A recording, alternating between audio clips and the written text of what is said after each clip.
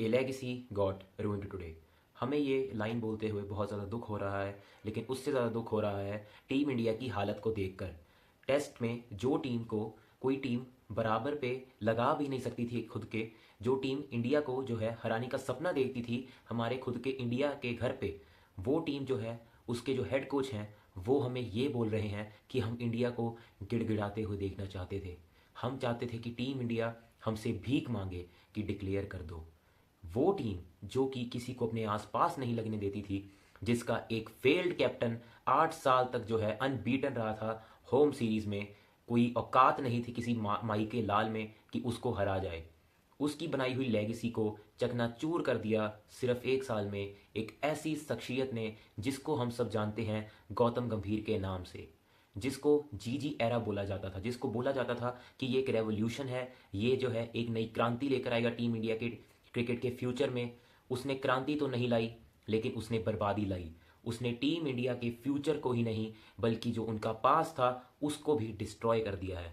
लगातार 2 home series हारना, वो भी 2 बड़ी टीम्स के साथ। मैं यहाँ पे वेस्ट इंडीज़ या बांग्लादेश के खिलाफ जो हमने टेस्ट सीरीज सो कॉल्ड जीती है उसको मैं बिल्कुल इंक्लूड नहीं करूँगा।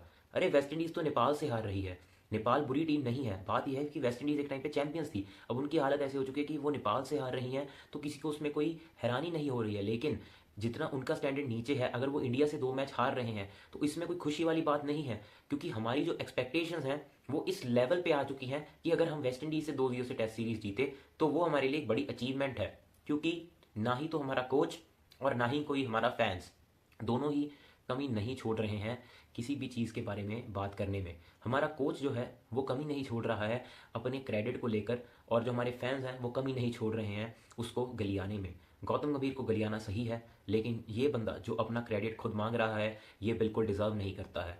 आज फाइनली मैं ये कह सकता हूँ कि टीम इंडिया जो है टेस्ट में फाइनली फिनिश्ड हो चुकी है, एंड इसमें किसी भी प्लेयर का फॉल्ट नहीं है, सिर्फ 2 बंदों का फॉल्ट है। मेन कल्प्रिट गौतम गंभीर है एंड उसका ही चेला, उसका जो है सिलेक्टर दोस्त अजीत अगरकर है।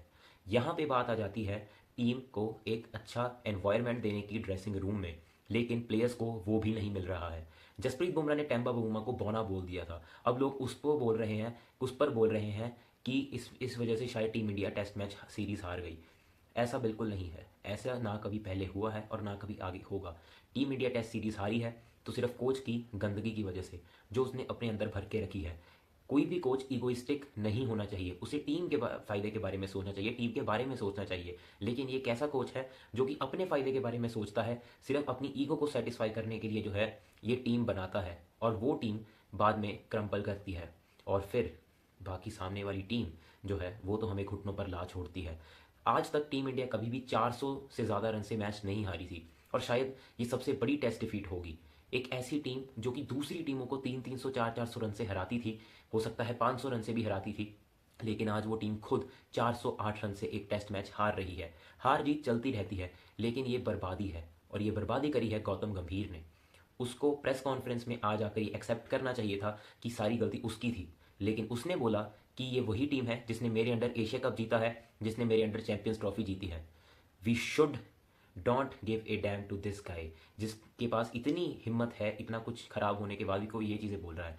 अरे भाई, ये जो तूने 2-3 चीज़ें जीती है ना, उसमें से एक तो उन प्लेयर्स की बदौलत है और उस कोच की बदौलत है, उसकी बनाई हुई टीम की बदौलत है कि तू चैंपियंस ट्रॉफी जीत गया, और तू 2 कौड़ी के एशिया कप को बता रहा है कि वो तेरी सबसे बड़ी विक्ट्री है। अबे ओमान और यूएई को तो हम जैसे लोग भी हराएंगे, तो टीम इंडिया ने तो हराना ही है, और तू पाकिस्तान को जो है बोल रहा है कि हमने एशिया कप जीत लिया उनको फाइनल में हरा के। 2 कौड़ी का टैलेंट है पाकिस्तान का, 2 कौड़ी का टैलेंट, 2 रुपीज़ टैलेंट है पाकिस्तान के पास। एंड दूसरी चीज़, टीम इंडिया इससे पहले टेस्ट सीरीज हारती थी 12 साल में एक बार, एंड रोहित शर्मा की वो फेमस लाइन कि 12 साल में एक बार तो चलता है, वो थी कि गौतम गंभीर को सेव कर लें। लेकिन इस बंदे की जो नौकरी है वो सेव एक्चुअल में हर बार प्लेयर्स ने ही करी है। इंग्लैंड में सिराज ने करी, उसका क्रेडिट ये खुद ले रहा है। उससे पहले चैंपियंस ट्रॉफी में विराट और रोहित ने करी, और उसका क्रेडिट भी ये खुद ले रहा है। लेकिन क्या कभी आप लोगों ने सोचा है कि जो कोच होता है उसका फ़र्ज़ होता है टीम को क्रेडिट देने का, लेकिन इसने आज तक ऐसा काम किया ही नहीं है कि ये किसी प्लेयर को क्रेडिट दे सके।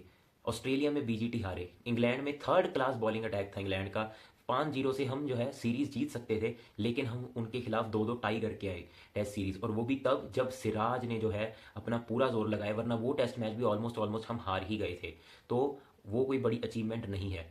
इसकी जॉब, मैं कहूँगा तेरी जॉब जो है वो प्लेयर्स ही बचाते आए हैं, लेकिन तूने खुद ऐसा कुछ कभी नहीं किया है कि हम तेरी तारीफ कर सके।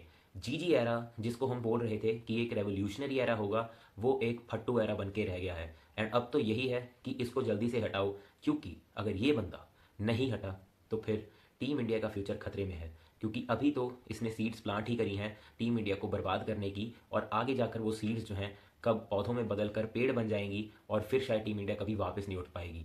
और टेस्ट क्रिकेट में तो मुझे ये भी डर है कि शायद कहीं टीम इंडिया जो है वो वेस्ट इंडीज़ जैसी ना बन जाए, क्योंकि अपने घर पे टेस्ट सीरीज़ हारना जो है सबसे बड़ी शर्म की बात है, और वो भी तब जब ये चीज़ एक साल में आपके पास 2 बार हो जाए। यहाँ पे पाकिस्तान को कोई दिक्कत नहीं होगी, क्योंकि वो तो जो है हर बार ही हार लेते हैं, उनका तो कोई यहाँ पे बात करनी भी नहीं है। लेकिन हम यहाँ पे इंडिया की बात कर रहे हैं, और इसमें जो है गौतम गंभीर का सबसे ज़्यादा दोष है। उस बंदे ने कोई कसर नहीं छोड़ी थी अपने, जब उसके कोचिंग के इनिशियल डेज थे, ये चीज़ें बयां करने में कि मैं देशभक्त हूँ, मैं ये हूँ, मैं वो हूँ।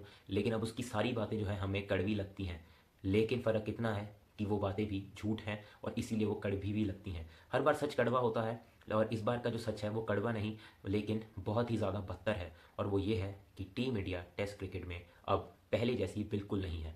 विराट कोहली को एक फील्ड कैप्टन माना गया, ये खुद विराट कोहली के शब्द थे, लेकिन क्या एक्चुअल में वो एक फील्ड कैप्टन था? जिस बंदे ने 7 साल में 5 टेस्ट मैचेस जीते, टीम इंडिया को नंबर 7 टेस्ट टीम से नंबर 1 पे वो बंदा लेके आया। जब MS Dhoni, greatest captain of team India, जिसको मैं टीम इंडिया का ग्रेटेस्ट कैप्टन मानता हूँ, विराट कोहली से भी ऊपर रखता हूँ, उसने मिड सीरीज में रिटायरमेंट ली और बोला कि Virat, I pass the torch to you now. John Cena के शब्द में कहें तो my time is up, your time is now, जिस तरीके से वो अब कहते हैं, क्योंकि वो भी एक लेजेंड है। विराट कोहली ने उस गद्दी को संभाला, और उसने एक ऐसी कैप्टनसी का दौर लाया जो कि किसी ने भी नहीं सोचा था। टेस्ट में तो छोड़ो, वो बंदा बाहर जाके ऑस्ट्रेलिया को ऑस्ट्रेलिया में रौंद के आया, उनकी आंखों में आंखें डालकर जो है ऑस्ट्रेलिया को हरा कर आया, और उसका रिजल्ट था टीम इंडिया की डोमिनेंस। बहुत लोग यहाँ पे बोलेंगे कि रवि शास्त्री और विराट कोहली की जो है बनती थी आपस में, इसीलिए वो इतने अच्छे थे, लेकिन यहाँ पे गौतम गंभीर की किसी के साथ ज़्यादा बनती नहीं है। तो ऐसा नहीं होता है। कोच और कैप्टन जो है, अगर वो साथ में कोऑर्डिनेशन करें, चाहे उनकी पर्सनली दुश्मनी हो या ना हो, अगर वो साथ में अच्छा कोऑर्डिनेट करते हैं तो ही टीम अच्छा करती है। लेकिन गौतम गंभीर ना तो टीम में इन्वायरमेंट अच्छा रख रहा है, और ना टीम अच्छा कर रही है। रवि शास्त्री ने भले ही कोई वर्ल्ड कप या ट्रॉफी ना जीती हो, लेकिन उसने बहुत लोगों के दिल जीते हैं, और साथ साथ में उसने ऑस्ट्रेलिया को ऑस्ट्रेलिया में हराया, और उसने ऐसे रिकॉर्ड्स भी कायम करे एज कोच, जो कि गौतम गंभीर के लिए एक सपना है, एक ख्वाब है। विराट कोहली टेस्ट कैप्टन सबसे बेस्ट टेस्ट कैप्टन रहा है टीम इंडिया के लिए, सिर्फ घर पे ही नहीं, बाहर भी। किसी और की औकात नहीं थी कि वो विराट कोहली की आंख में आंख डालकर भी कुछ बोले। लेकिन अब यहाँ पर हमें सबसे ज़्यादा दुख जिस चीज़ का हो रहा है वो ये है कि साउथ अफ्रीका का हेड कोच हमें ये बोल रहा है कि हम इंडिया को गिड़गिड़ाते हुए देखना चाहते थे, अपने पैरों पर वो हमसे भीख मांगे डिक्लेयर करने की। 550 रन उनका टारगेट हम रखना चाहते थे। ये है आज की रियलिटी, लेकिन इसका जो है कोई भी एंड नहीं है। बहुत सारे लोग शायद इस चीज़ को भूल जाएंगे 2-3 दिन में, क्योंकि विराट कोहली, रोहित शर्मा की वापसी हो रही है। लेकिन हमें ये कभी नहीं भूलना चाहिए कि हम कैसी टीम थे और हम कैसे बन चुके हैं। वीडियो अच्छी लगी हो तो चैनल को सब्सक्राइब करना। मैं आपसे मिलूंगा नेक्स्ट वीडियो में। Till then stay tuned.